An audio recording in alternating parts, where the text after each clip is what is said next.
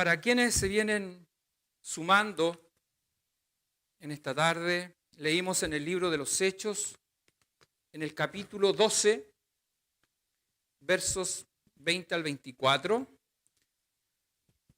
Pero vamos a estar analizando este capítulo en detalle. Y antes de entrar, vamos a repasar algunas cosas. El domingo pasado estuvimos estudiando y compartiendo la palabra del Señor en el libro de los Hechos, en el capítulo 10. Estuvimos viendo la conversión de Cornelio y cómo el Espíritu Santo hizo de tal forma que un judío y un apóstol líder pudiera ir a la casa de un gentil y exponer las Sagradas Escrituras. El Espíritu Santo lo hizo de tal manera que esta familia recibió el Espíritu Santo y ellos pudieron recibir el Evangelio en la exposición de Pedro. Y hay algunas cosas que es importante recordar en las exposiciones del apóstol Pedro. Siempre encontramos 4 cosas relevantes y que deben estar siempre en toda predicación. Una es la vida y obra de Jesucristo. ¿Por qué el Señor vino? ¿Qué es lo que hizo? ¿Para qué vino? ¿Cuál fue su mensaje? ¿A qué llamó a la humanidad? Comenzando desde la creación, la caída del hombre, y ahora a través de este mensaje glorioso de Jesucristo venía y llegaba a la redención. Por lo tanto, ese es un punto importante. Segundo, la crucifixión. Es algo que no podemos dejar de mencionar y que el apóstol Pedro en cada una de sus exposiciones lo menciona, porque ahí el peso del pecado cayó sobre el Hijo de Dios y en su muerte, una muerte de inocente, Él cargó los pecados de la humanidad y a través de esa sangre derramada en la cruz, Él nos hizo libre. Tercero, hablamos de la resurrección, que también es importante porque Él venció la muerte, el pecado no pudo contra Él. Él fue una persona sin pecado, por lo tanto la muerte no lo pudo contener y en su resurrección la vida traspasó a todos los hombres y es el segundo Adán, como habla el libro de Romanos. Y cuarto, algo que debemos hacer y que es la gran comisión, es llevar las buenas nuevas de salvación y vida eterna a todas las personas, porque en todos los lugares, en todas partes hay personas que deben ser llamadas, que el Señor los está llamando. Y para eso Dios tiene que usar a su propia iglesia, porque así Él lo determinó, porque Él es soberano. Y por eso que hablamos y por eso que predicamos las Sagradas Escrituras, por eso que compartimos de Cristo cada vez que podemos. Y en eso se resume, y eso usted lo va a encontrar en el libro de los Hechos y en general en todas las exposiciones que hacen los apóstoles, hablan acerca de estos 4 puntos relevantes en la predicación del Evangelio. Y luego el capítulo 11, si bien es cierto, no lo revisamos, no lo vamos a poner, pero sí en realidad lo que habla el capítulo 11 es acerca del informe que entrega Pedro a los discípulos y apóstoles en Jerusalén y les habla acerca de la experiencia que había ocurrido con Cornelio y cómo el Espíritu Santo había trabajado y cómo el Señor le había mostrado en una visión y que realmente los gentiles también eran llamados. Que el Señor, Él había limpiado y la limpieza no tan solamente era para judíos, sino también para gentiles. Por eso que en la conversación que el apóstol Pedro tiene con el Señor le dice, no llames inmundo lo que yo he limpiado. Su sangre bendita en la cruz es la que ha limpiado a toda persona que viene a los pies de Cristo. Y lo que nos relata el capítulo 11, que el evangelio se expandía en Antioquía y había muchas personas que estaban pregonando, que estaban yendo por distintas partes y llevando el evangelio de salvación y de vida eterna. Había un crecimiento explosivo de la iglesia y del pueblo de Cristo, seguidores de Cristo. Y ahora, examinando el capítulo 12, aquí hay un cambio importante, porque hasta antes del capítulo 12 lo que nosotros habíamos visto, una persecución de los religiosos, del Sanedrín, del sumo sacerdote, quienes habían de alguna manera instaurado una persecución a todos los discípulos y a los apóstoles que eran seguidores de Cristo. Y vimos en reuniones anteriores que los habían tomado preso, que lo habían juzgado, que a Esteban también lo habían llevado y no habían terminado su proceso cuando le dieron muerte. Y así hemos visto cómo había una persecución de los líderes religiosos de la época. Pero en esta oportunidad vamos a ver que la persecución ya no es a nivel de los religiosos de la época, sino que ahora toma parte el Estado, toma parte el gobierno de ese tiempo. Y nos muestra el inicio de una represión del Estado y del gobierno imperante. Eso es lo que nosotros podemos compartir en este capítulo. Y aquí aparece un nombre, aparece el rey Herodes de Antipa, quien él había sido nombrado rey por el emperador de ese tiempo, Calígula, en el año 37, más o menos, después de Cristo, fue nombrado como rey de 2 provincias y posteriormente, por ahí, por el año 41, más o menos, ya cuando estaba el emperador Claudio, recibe el control de lo que era Judea y Samaria. Por lo tanto, este rey que era Herodes Antipa ya tenía dominio sobre Judea y sobre Samaria. Y él, este hombre, Herodes Antipa, él era de alguna manera, a través de su abuela que también había sido, ¿no es cierto?, casada con uno de los reyes anteriores, y ella era judía. Por lo tanto, lo que hizo Herodes de Antipa fue tramitar la nacionalidad judía. Y él se fue a vivir a Jerusalén, compartía con los judíos, guardaba la ley, asistía religiosamente a las reuniones, a la lectura de la ley de Moisés, guardaba de alguna manera la ley también, y él era aceptado por el Sanedrín como uno más de sus filas, como uno más del grupo de judíos que eran autoridades de la época. Por lo tanto, persuadido por el sumo sacerdote y persuadido por el Sanedrín, él comienza una persecución a los cristianos y iglesia de la época. Y eso lo encontramos en el libro de los Hechos. Usted que tiene su Biblia en mano, si va al verso 1 al 4 del capítulo 12, dice: en aquel mismo tiempo el rey Herodes echó mano a algunos de la iglesia para maltratarles. Él quería sacrificar a Pedro y congraciarse en este caso con los judíos.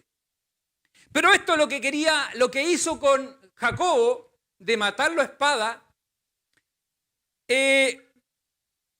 no es algo casual de la forma como lo hace. Como le decía, él fue persuadido por el Sanedrín y como autoridad política, como rey, en este caso, él tomó detenido a Pedro y a Jacobo y como conocedor de la ley de Moisés aplicó la ley. Y lo vamos a ver. Por eso que es importante esta parte de la historia, porque en realidad, recuérdense que él se hizo judío, él pidió la nacionalidad porque su abuela era judía. Y él compartía con el Sanedrín y iba al templo y también leía, le daban la oportunidad para leer las Sagradas Escrituras.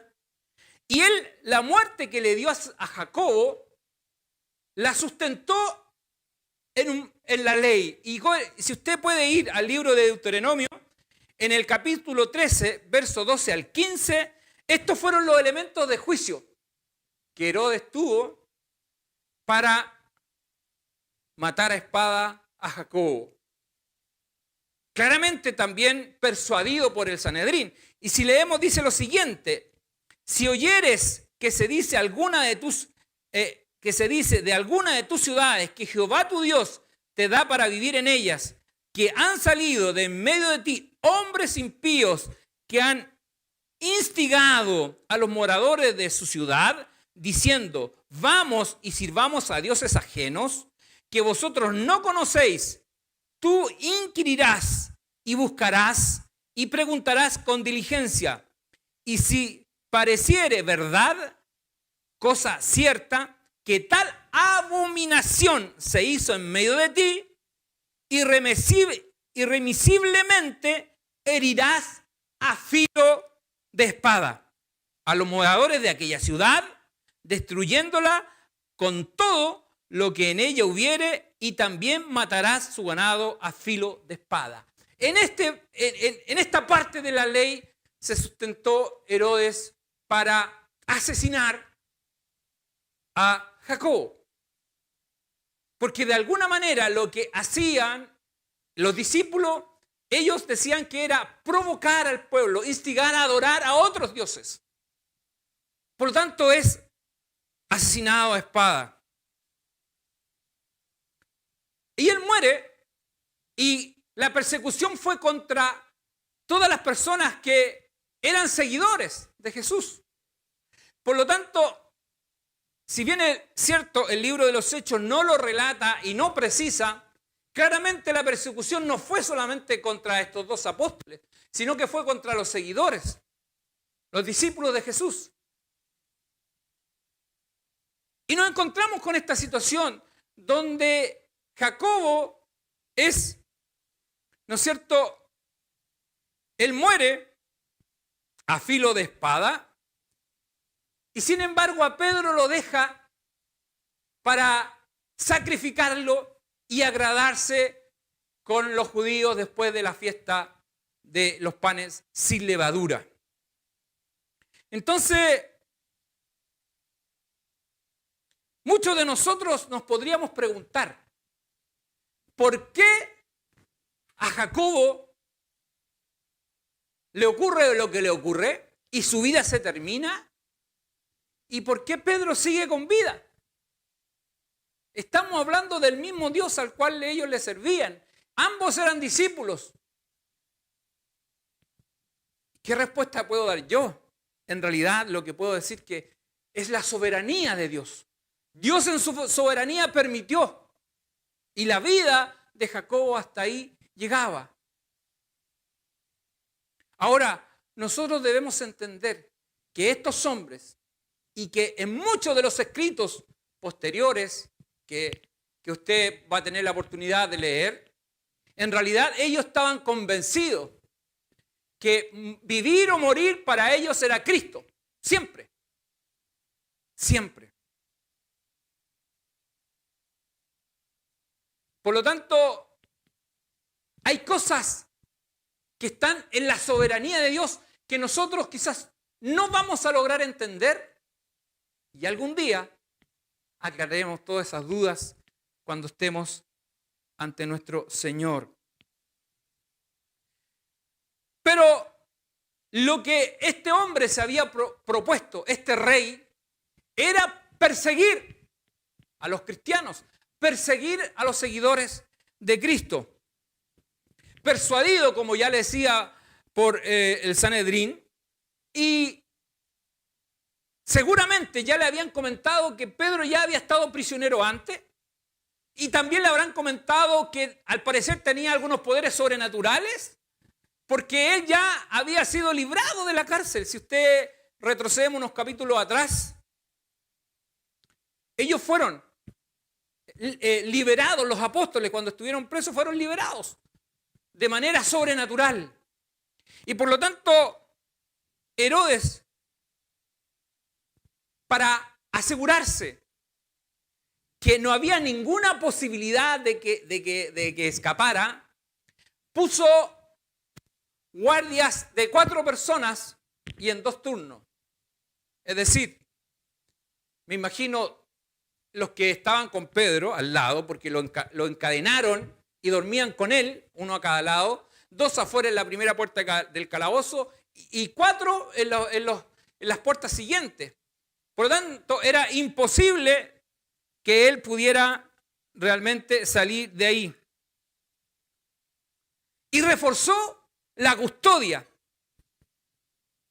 porque para él era importante sacrificarlo después de la fiesta y congraciarse con los judíos. Y dice, y aquí nosotros leemos en el verso 5 algo importante, porque mientras Pedro estaba en la cárcel, la iglesia oraba. Y de la misma manera que oró por Santiago o Jacobo, y de la misma manera que oró por el resto de los seguidores de Cristo, ellos seguían orando. Y dice el versículo 5 del capítulo 12, dice, así que Pedro estaba, custodiado en la cárcel, pero la iglesia hacía sin cesar oración a Dios por él. La iglesia hacía oración sin cesar a Dios por él, pidiendo que Dios tuviera misericordia, que Dios en su soberanía pudiera intervenir. Eso es lo que la iglesia y los hermanos oraban de manera intensa, sin saber el desenlace, sin saber lo que iba a ocurrir con Pedro, porque ya había ocurrido algo terrible con Jacobo. No sabían lo que iba a ocurrir con Pedro, pero sí la iglesia oraba. Y eso es relevante, eso es importante, y esa es algo que a nosotros nos debe también transmitir un mensaje.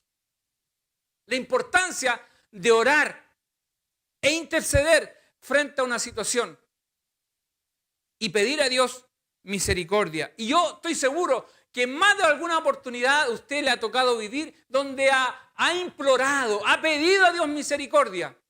Y la mano de Dios se ha vuelto a su favor. Y mientras esto ocurría, mientras la iglesia oraba de manera intensa, hay una actitud en Pedro que a nosotros debería también dejarnos una enseñanza. Él confiaba en Dios a todo evento. Dice la palabra del Señor en Hechos capítulo 2 en el verso 7. Él sabía que su vida estaba en las manos de Dios. Él dependía 100% del Señor, cualquiera fuera el resultado, cualquiera fuera la situación. Por lo tanto, en realidad, él estando en la cárcel, en la situación en la que estaba, nada le quitaba el sueño. Y si leemos el versículo 7, dice, y he aquí que se presentó un ángel del Señor y una luz resplandeció en la cárcel, y tocando a Pedro en el costado, él estaba dormido, intensamente. Con un guardia a cada lado estaba dormido. Y dice, le despertó diciendo, levántate pronto. Y las cadenas se le cayeron de las manos. Y ahí comienza a manifestarse un milagro glorioso de Dios. Ahí se comienza a mostrar algo que vamos a ir desarrollando juntos. Pero lo primero que quiero rescatar es la confianza. Es rescatar la confianza que el Señor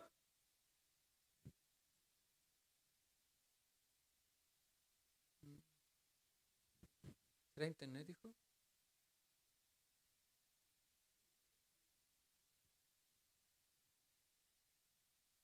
Bien, al parecer tenemos, no sé si los hermanos siguen mirando la señal, si hay alguien que nos pueda informar para continuar la exposición de las Sagradas Escrituras.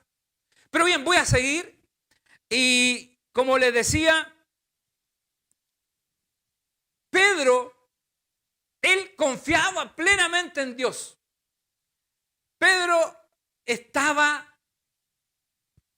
y piense usted en la situación en la que estaba y aún así, y aún ese momento, él dormía profundamente. Dice la palabra del Señor, Pedro dormía. Entonces, eso muestra la confianza que él alcanzó. Siendo que en oportunidades anteriores él había vacilado en muchos momentos, había dudado del poder de Dios. Ejemplo tenemos varios, cuando el Señor lo invitó a caminar por el agua o cuando negó al Señor. Pero estamos frente a un hombre transformado y cambiado totalmente. Y ahora él confiaba a todo evento en el Señor. Y este capítulo lo muestra y lo señala. Y por lo tanto comienza a ocurrir algo extraordinario. Algo que quizás él no pensaba ni se imaginaba.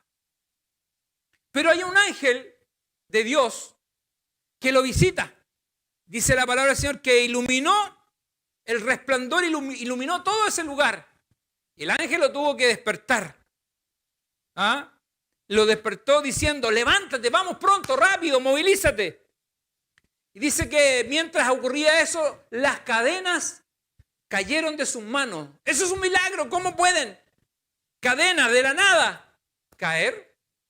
Bueno, para Dios no hay nada imposible. Dios es todopoderoso. Para Él no hay nada que lo limite. El poder sobrenatural de Dios no tiene explicación para la mente humana. No tiene explicación para el mundo natural. Toda la ley física tiene un racional detrás. Toda la ley de la física. Y aquí nos encontramos donde para abrir una puerta de hierro se requieren llaves, se requieren explosivos, se requiere otro tipo de instrumento. Pero lo que ocurre aquí es que las puertas se abren. Algo tremendo. Es un milagro. ¿Y esto por qué? Porque para Dios no hay nada imposible. Nada puede limitar el poder de Dios. Y dice el verso 10, dice, habiendo pasado la primera y la segunda guardia, la primera y la segunda guardia, es decir, habían 8 hombres custodiando a Pedro. Ninguno de ellos fue capaz de darse cuenta de lo que estaba ocurriendo. Dice, llegaron a la puerta de hierro que daba a la ciudad, la cual se abrió por sí misma. Y salidos, pasaron una calle y luego el ángel se apartó de él. Pedro pensaba que estaba viviendo una visión, como la había experimentado cuando tuvo que ir a la casa de Cornelio. Pero en realidad cuando ya está afuera, se da cuenta que no es una visión, se da cuenta que es un milagro del Señor, que lo había sacado y lo había librado de las manos de Herodes y de los judíos que querían sacrificarlo. Por lo tanto, lo que nosotros vemos aquí, en este caso, vemos la oración de una iglesia que oraba sin cesar y fervientemente para que Dios obrara y tuviera misericordia de Pedro. Y así es lo que ocurre. La oración fue contestada. Dice la palabra del Señor que leímos hace un rato, dice que los hermanos oraban fervientemente. Pero fíjense que cuando Pedro se presenta en la casa donde estaban ellos orando, porque él sabía dónde estaban orando, que era la casa de María, una casa grande, amplia, donde se juntaban a orar, se juntaban a compartir las Sagradas Escrituras. Dice que cuando Pedro llega afuera y comienza a llamar, y lo hace de manera discreta para no llamar la atención, me imagino, de los vecinos, ellos no podían creerlo. No podían creer que estaba ahí. Sin embargo, estaban orando por él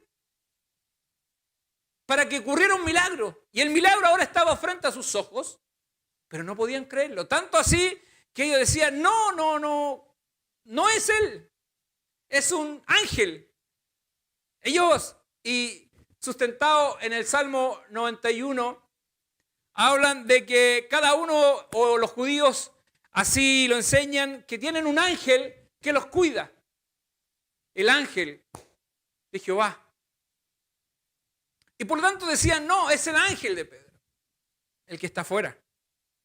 Y si nosotros leemos el versículo 17, dice, pero él, haciéndole con la mano señal de que callasen, les contó cómo el Señor le había sacado de la cárcel y dijo, haced saber esto a Jacobo y a los hermanos, y salió y se fue a otro lugar. Es decir, les contó el testimonio, se presentó ante ellos, les dijo, miren hermanos, aquí estoy, como testimonio fiel de que sus oraciones fueron escuchadas y que en la soberanía de Dios Él me tiene para otras cosas.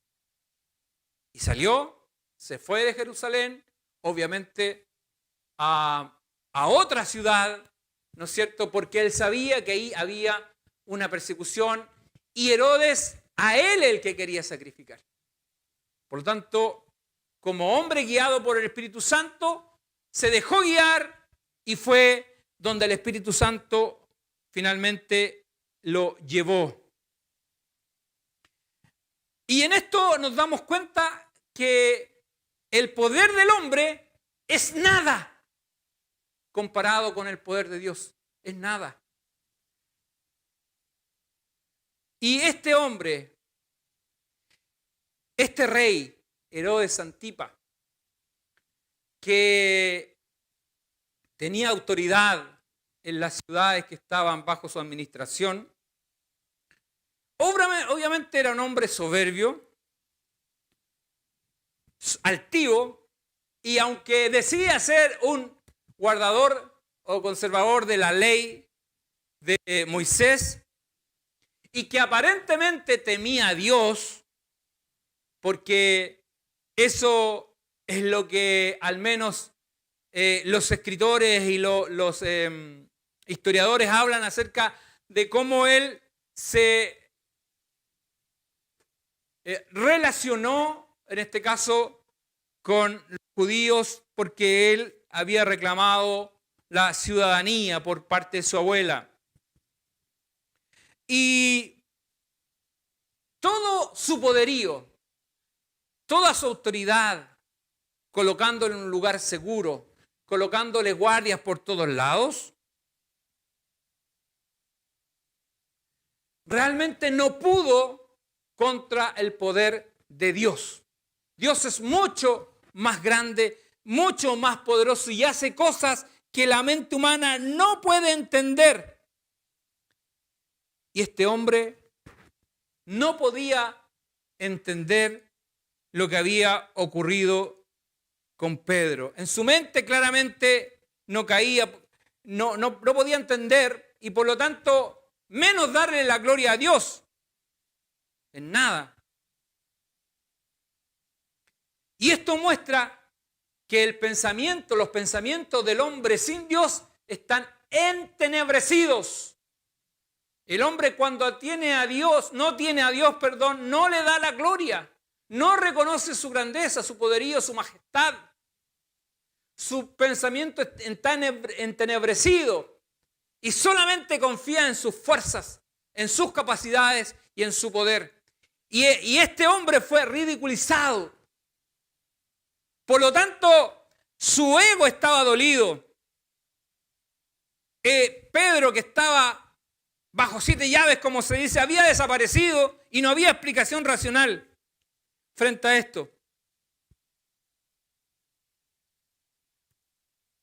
Y dice el verso 18 y 19, dice, luego que fue de día, hubo no poco alboroto entre los soldados sobre qué había sido de Pedro, qué había pasado con él, cómo logró quitarse las cadenas y pasar por todos lados.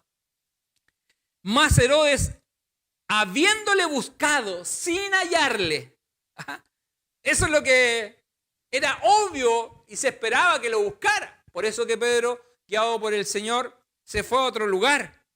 Dice, habiéndole buscado sin hallarle, después de interrogar a los guardias, ordenó llevarlos a la muerte. Es decir, en su cabeza no cabía que había ocurrido un milagro con Pedro, sino que de alguna manera hacía responsable a los guardias de los hechos ocurridos. Es decir, ellos habían sido los responsables de liberar a Pedro de la cárcel. Y por lo tanto ordenó la muerte de los guardias, y después de esto, este rey descendió de Judea a Cesarea. No pudo encontrar a Pedro. Y Pedro siguió yendo y cumpliendo con lo que Dios le tenía establecido. Y luego viene una situación, y que es la que dimos lectura. Mire, el peligro de atribuirse atributos de Dios. Si hay algo que el hombre, y son cosas que seguramente nacen en toda conversación, la ambición de poder, la ambición de gobernar, la ambición de tener autoridad y estar por sobre otros. Y Herodes tenía esto. Pero además de tener eso, lo que él quería atribuirse, atributos que son propiamente de Dios.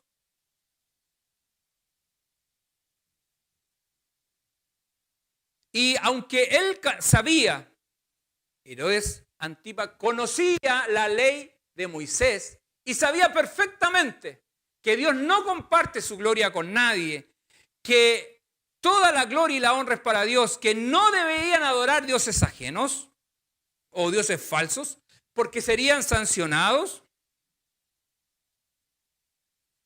La palabra del Señor nos enseña acerca de esto, y ellos lo sabían. Y en el libro de Isaías, capítulo 42, verso 8 y 9 dice, yo Jehová, este es mi nombre, y a otro no daré mi gloria, ni mi alabanza a esculturas. He aquí, se cumplieron las cosas primeras, y yo anuncio cosas nuevas. Antes que salgan a la luz, yo os las haré notoria.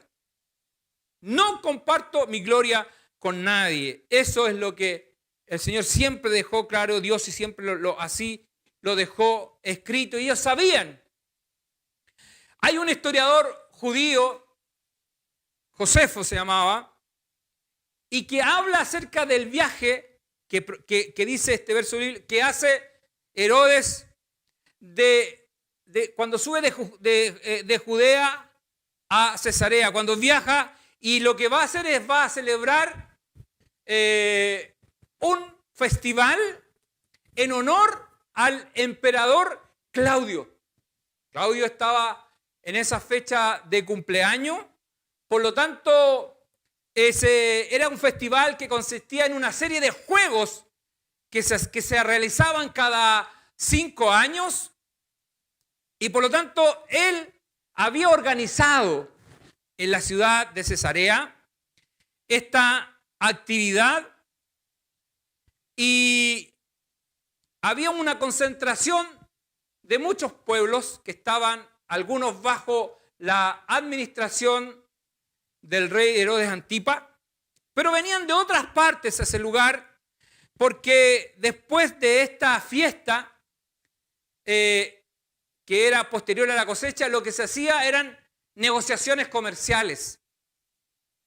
Y Judea era uno de los proveedores de trigo, unos proveedores de grano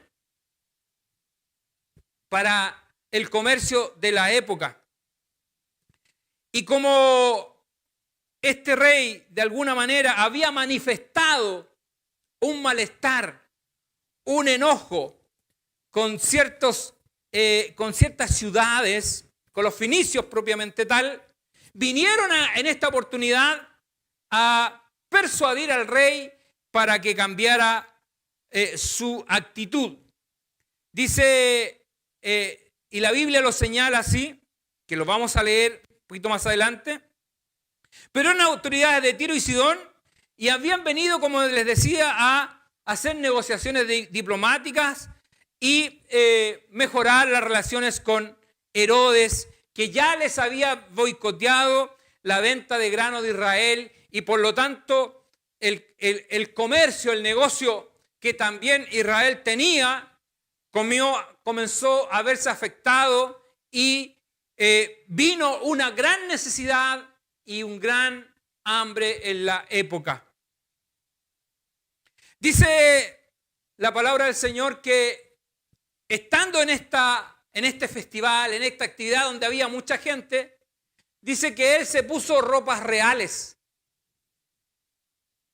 Y señala el escritor de la historia, un hombre que escribió la historia, dice que se puso ropas reales, que era un tejido con hilos de plata. Y por lo tanto, cuando él hace su aparición en escena, en tribunal, frente a muchas personas, y él comienza a dar su discurso con una retórica impresionante, dice que comenzaban, el historiador, a salir los rayos de sol. Llega un momento en que, producto de la vestimenta, el resplandor, producto de los rayos de sol, se manifiesta en su traje, en su ropa. Y había su ropa resplandeció producto del reflejo de la luz del sol. Eso es lo que ocurrió. Y cuando los que estaban ahí, sus aduladores, todos estos que de alguna manera rendían pleitesía, empezaron a reconocer en él y ver en él que había algo más que una persona normal. Y comenzaron a gritarle que si antes era una persona que había generado cierta autoridad, ahora veían en ello algo más que eso. Veían a un Dios. Y comenzaron a gritar mientras Herodes arengaba en su discurso. Y hay algo importante aquí, porque este rey, Herodes de Antipa, era un conocedor de la palabra de Dios. Sabía acerca de los mandamientos y sabía que la gloria y que Dios no compartía su gloria con nadie. Y por lo tanto, él de alguna manera se sintió Dios frente a toda esa gente. Y a diferencia, nosotros vemos en otros episodios donde está Pablo con Bernabé y la gente, usted lo puede buscar en su Biblia, pero la gente cuando ven los milagros que Dios hace por ellos, los comienzan a adorar como dioses. ¿Y qué es lo que hacen ellos? Rajan vestiduras y dicen, no, nosotros somos hombres como ustedes. Pero acá no. Herodes no rajó vestiduras, sino que se sintió Dios. ¿Qué es lo que pasó con él? Dice la historia, dice que mientras la gente lo adulaba y le gritaba, algo ocurrió en su cuerpo, y que lo relata el libro. Dice que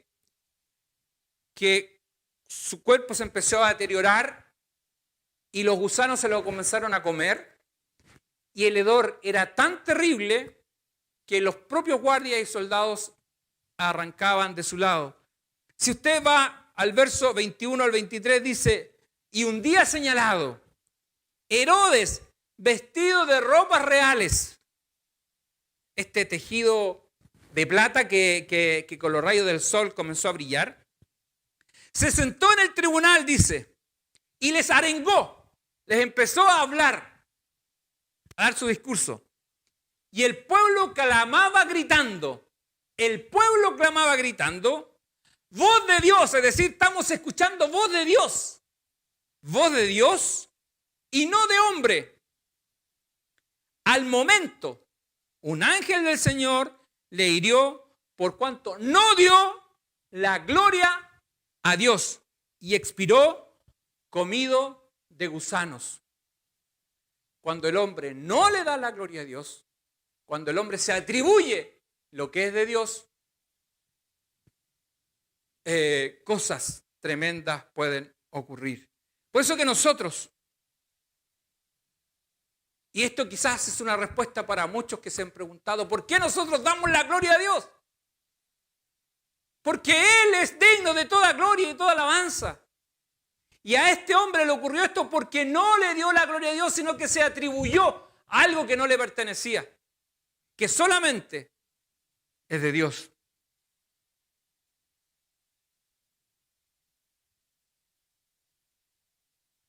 ¿Qué nos hace reflexionar todo esto que hemos compartido? Este capítulo 12. Primero, que todo el poder político que pueda haber no callará la voz del Evangelio. Por mucho poder que el hombre presuma, que las autoridades de nuestro país y del mundo entero presuman, no podrán callar la voz del Evangelio. El Evangelio no lo podrán parar, porque el Señor va al frente. El Evangelio se seguirá expandiendo y llegará donde tenga que llegar. Y el Señor te usará a ti. Usará a hombres intelectuales, a hombres sin letra. Dios usará a quien quiera, porque Él no hace acepción de personas. Dios usa a quien quiere, a toda aquella persona que está a los pies de Cristo, toda aquella persona que le busca a Él, Dios lo puede usar para que el Evangelio llegue a un amigo, a un vecino, a un compañero de trabajo o a muchas personas como está llegando hoy día a través de este medio. No hay autoridad de hombre que pueda parar el Evangelio. Herodes no pudo parar la expansión del Evangelio. Y aunque él se lo propuso hacer, Dios trató con él y su vida se acabó en cosa de segundo. Lo otro que podemos reflexionar acerca de esto, de que Dios es soberano, de que Dios hace como quiere y lo que le ocurra a un hijo de Dios está en su perfecta voluntad y nosotros no tenemos por qué cuestionarla, porque Él es soberano, Él es perfecto. Y lo que ocurrió con Santiago era porque hasta ahí, o Jacobo, como más bien lo señala la palabra, lo que ocurrió con Jacobo es porque Dios había establecido ahí sus tiempos. Y la iglesia que oraba por Jacobo no cuestionó la soberanía de Dios. Y sí le dio gracias, porque Pedro había sido librado y Dios lo usaría grandemente para llegar a otras ciudades con el Evangelio de Jesucristo. ¿La iglesia oró por los hermanos que estaban siendo perseguidos? Sí, oró fervientemente, pero no correspondía a la iglesia juzgar los resultados de eso. Simplemente orar. Y vieron respuesta de Dios en su oración. Y así también la iglesia en estos tiempos debe seguir orando, debe seguir intercediendo, debe seguir orando por las autoridades para que tomen buenas decisiones. Pero las decisiones que toman las autoridades son responsables. Y Dios los juzgará en algún momento, cuando tengan que enfrentar al tribunal de Dios. Nuestra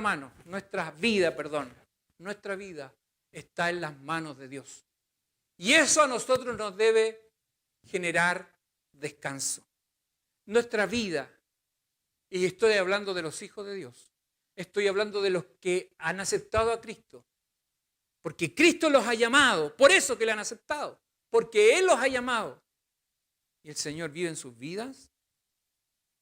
Debemos aprender a confiar y descansar en Él, porque Él es el que tiene el control de cada uno de nosotros. Otra de las cosas que nosotros deberíamos reflexionar frente a esta hermosa palabra, que de la misma manera como ocurrió este milagro con Pedro, de el ángel del Señor haberlo sacado desde la cárcel, lo pasó por diferentes puertas de la cárcel hasta que llegó a la puerta que daba a la ciudad. Uno podría preguntarse, bueno, ¿y por qué Dios no lo tomó y lo hizo aparecer directamente en el otro lado? ¿No es cierto? Uno podría preguntarse eso.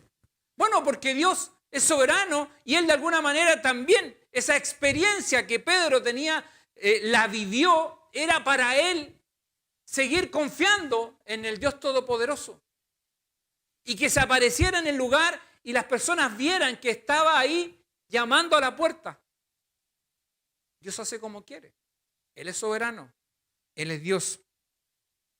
Pero los milagros seguirán ocurriendo y nosotros debemos seguir confiando en el Señor, que Él tiene toda autoridad, que Él tiene toda potestad.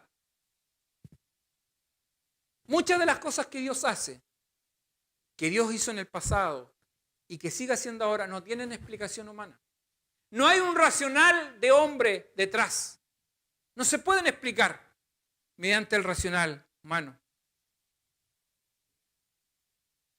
Pero Dios es soberano y los resultados finalmente hablan por sí mismos. Nosotros no podemos explicar cómo ocurrió, pero sí hay un resultado. Y ese resultado de un milagro, que hay muchos, es solamente porque Dios tiene toda la potestad y toda la autoridad. Gloria a Dios para siempre. Gloria a Dios para siempre. Nosotros no sabemos lo que ocurrirá mañana. No conocemos el día de mañana. Pero sí podemos orar. Sí podemos descansar en el Señor. Podemos interceder para que Dios tenga misericordia. Porque para Dios no hay nada imposible. No existe la palabra imposible para Dios. Nosotros debemos orar. El domingo pasado estuvimos orando intensamente por la salud de Gamaliel Guerra Venegas. Nosotros no sabíamos lo que íbamos a vivir durante la semana. Fueron días de angustia, días complicados. Pero ¿qué es lo que hizo la iglesia? ¿Qué es lo que hizo la familia? Orar a Dios, clamar a Dios misericordia, sin saber lo que iba a ocurrir en los días siguientes. Pero hoy día, con gozo, con alegría, podemos decir que Dios contestó la oración. Que Dios respondió el clamor de una iglesia y que Dios respondió el clamor de un pueblo. Por eso que debemos seguir orando y reconocer siempre a Dios como soberano, darle la gloria a Dios. Por eso no nos cansemos de levantar nuestras manos y decir gloria a Dios, gloria a Dios, gloria a Dios para siempre, porque para siempre son sus misericordias. Ese es el Dios al cual servimos, el Dios que tiene toda la autoridad y no hay ningún ser humano que pueda compararse con Él. Todo gobierno, toda autoridad que quiera tomar el lugar de Dios, que se quiera atribuir cosas que son propias de los atributos de Dios, tendrá que dar cuenta algún día a Dios. Y aquellos que se quieren atribuir sobre la vida de los inocentes, de alguna manera decidiendo quién vive y quién no vive, y que tiene que ver con el aborto, tendrán que dar cuenta a Dios por esto,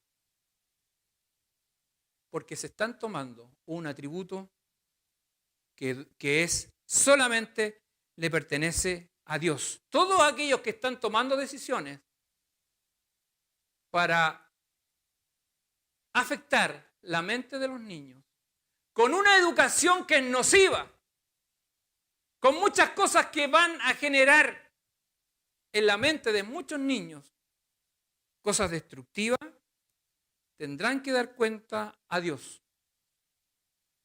Porque el Señor dijo, dejad los niños venir a mí y no se los estorbéis, porque de ellos es el reino de los cielos. Toda autoridad que quiera atribuirse el decidir por la vida de un anciano, por decidir por la vida de un niño, de una persona, tendrá que dar cuenta a Dios de eso. Y tal vez sentir la ira de Dios, de la misma manera como le ocurrió a Herodes de Antipa, que murió comido de gusanos, así también Dios puede poner su mano sobre todos aquellos que están atentando contra la vida. Hoy día el Congreso está, y muchos de los que están ahí tomando decisiones están contra la familia, están contra lo que Dios instituyó. Y están tomando decisiones, están en este minuto aprobando leyes que atentan contra la familia y contra los niños. Hace poco creo que ya se aprobó la nueva ley de Sename. Y según hermanos en Cristo especializados, señalan y dicen que es una ley muy mal elaborada. Habla acerca de que no van a separar niños de 14 años con niños más pequeños, lo que va a provocar en esto todo tipo de abuso. Por lo tanto, hay muchas cosas que hoy día la autoridad está tomando decisiones que van a afectar directamente a la familia. Y esto está ocurriendo también en otros países donde están haciendo un trabajo tremendamente nocivo con los niños. Pero la iglesia del Señor tiene que seguir orando, tiene que seguir clamando, tiene que seguir intercediendo. Quizás esta instancia, este momento en que el país está viviendo y el mundo está viviendo, es algo que también está provocando una gran cosecha. Muchas personas realmente están siendo tocadas y transformadas por la palabra gloriosa de nuestro Señor, por la palabra gloriosa de nuestro Salvador. Y quizás es la oportunidad para que muchos hijos del Señor, maestros, profesores, que se han dado cuenta que hoy día es posible trabajar el homeschool para realmente llevar en una educación que haga bien, que tenga principios y valores cristianos, quizás es el momento que los genios del pueblo de Dios comiencen a movilizarse y a pensar que sí podemos tener colegios virtuales o remotos donde la educación pueda llegar conforme a las Sagradas Escrituras. Dios está obrando tremendamente. Por eso, no nos cansemos de orar.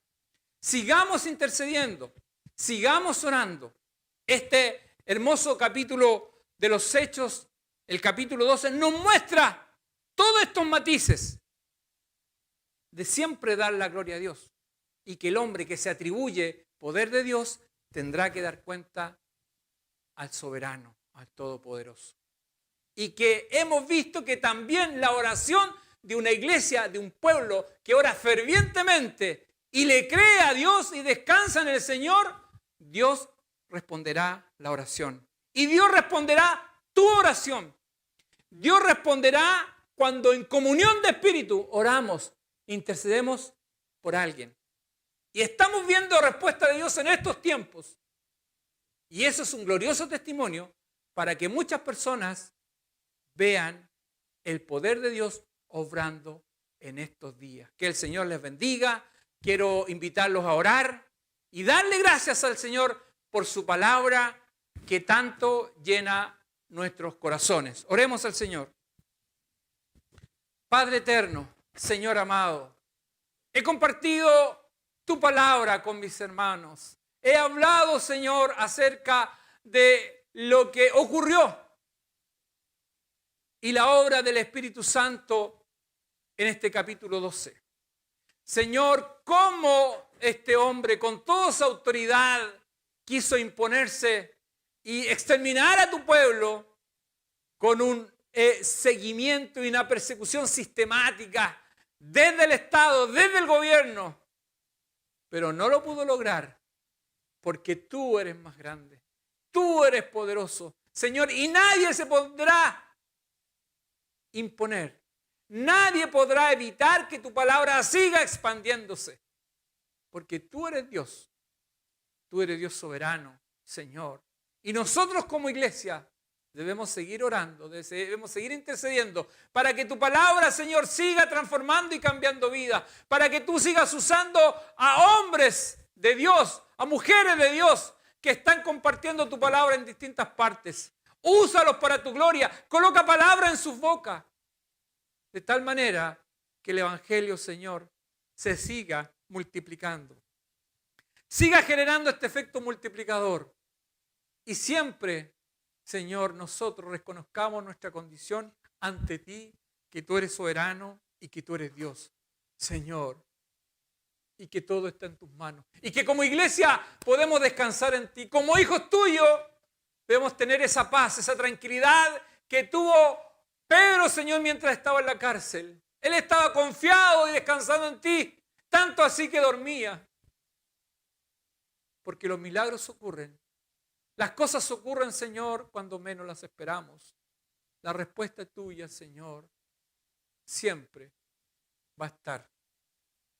Y conforme a tu voluntad y conforme a tú lo quieras hacer.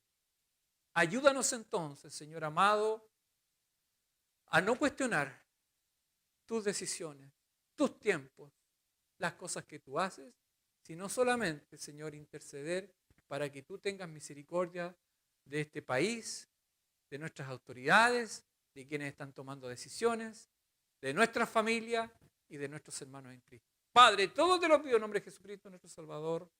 Amén. Amén. Gloria a Dios. Bien, entonces, entendimos que hay que darle la gloria a Dios. Hagámoslo. Gloria a Dios. Gloria a Dios, gloria a Dios para siempre, Señor, y que siempre te demos la gloria y la honra a ti en todo momento y en todo lugar. Oh, gloria al Señor.